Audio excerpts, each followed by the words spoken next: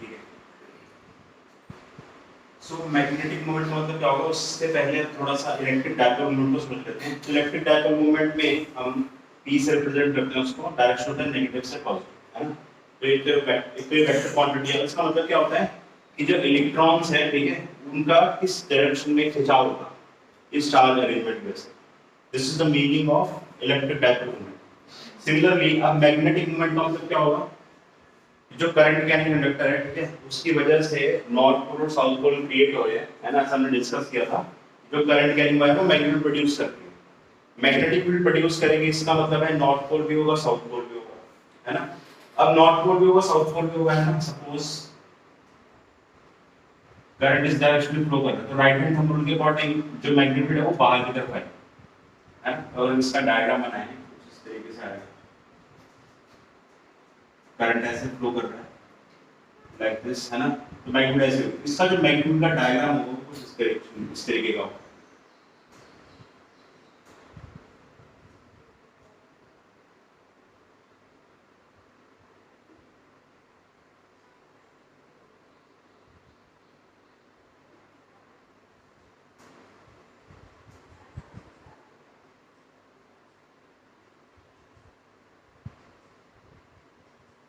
ये आप साथ के साथ ड्रॉ कर लीजिए।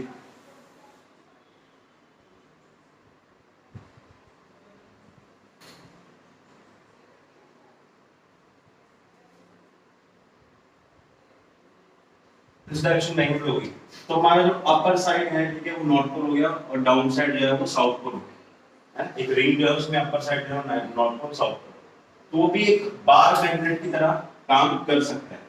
बार मैग्नेट में भी एक नॉर्थ पोल होता है और साउथ पोल है। तो जैसे हम इलेक्ट्रिक डाइपोल मोमेंट डिफाइन करते हैं, वैसे ही हम मैग्नेटिक डाइपोल मोमेंट डिफाइन करते हैं। Magnetic dipole moment, right. तो मैग्नेटिक डाइपोल मोमेंट जो है, ठीक है, वो m से रिप्रेजेंट की जाती है, वेक्टर क्वांटिटी होती है।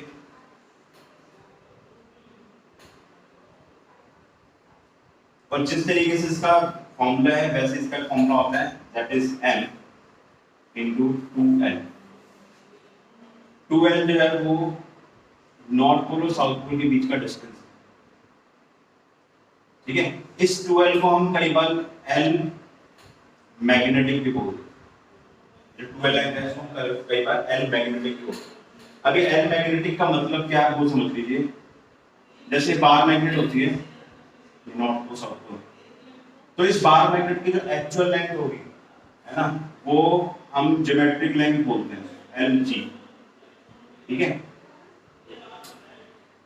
और इस ज्योमेट्रिक लेंथ को अगर हम Lg बोल रहे हैं, तो जो मैग्नेटिक लेंथ होगी, यानी कि साउथ पोल और नॉर्थ पोल के बीच में एग्जैक्ट जो डिस्टेंस होगा, है ना, उसको हम L मैग्नेटिक बोलते हैं। ये दोनों इक्वल नहीं होंगे, ठीक है। इनके बीच में जो रिलेशन है वो हम लिख देते हैं L magnet is 5/6 times of L geometric, यानी कि जो बार मैग्नेट की एक्चुअल लेंथ होगी उसकी 5/6 होगी L मैग्नेट, है ना। तो जो मैग्नेटिक मोमेंट है उसका क्या लिख सकते हो, m into L magnet। Now what is this m? This is known as magnetic pole strength।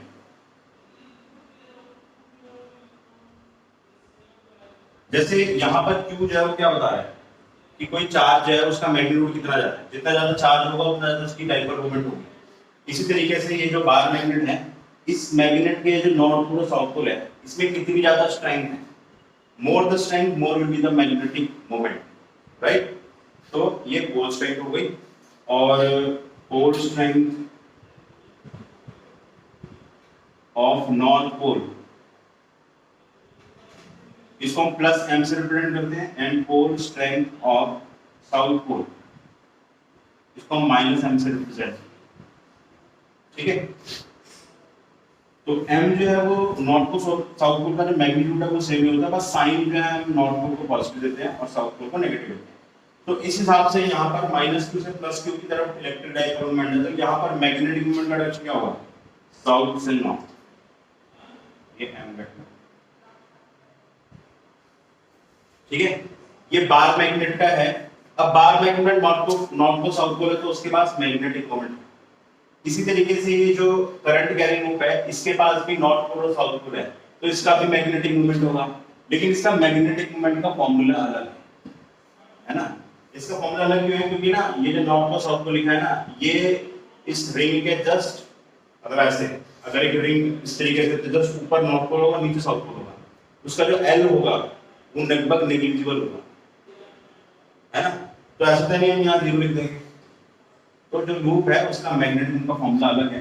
It is directly proportional to current flowing in the wire and it is directly proportional to area. और proportionality को करने के लिए constant चाहिए होता है, तो वो कांस्टेंट यहाँ पर 1 है। This is magnetic dipole moment.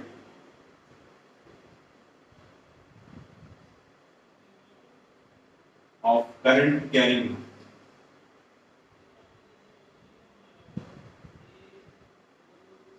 ठीक है। और if n is total number of turns,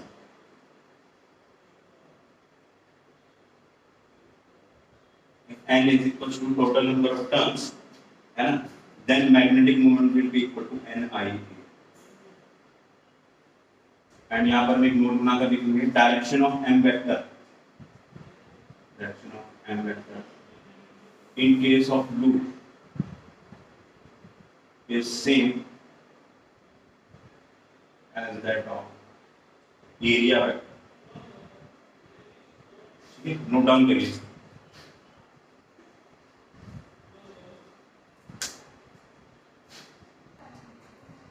okay, next देखिए magnetic moment of revolving electron.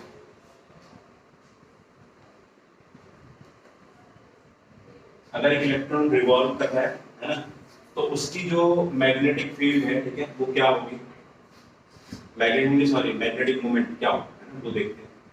So this is electron and it is revolving in the circle. इस circle का radius r है, right. Speed जो है वो इसकी v है। तो ये सर्कल आपको नहीं लग रहा होगा, इसको हम थोड़ा सा है ना एंगल पे देख रहे हैं, इसलिए हमें सर्कल ऐसा दिख रहा है। अगर आप इसको टॉप से देखेंगे तो ये कुछ इस तरीके से दिखेगा।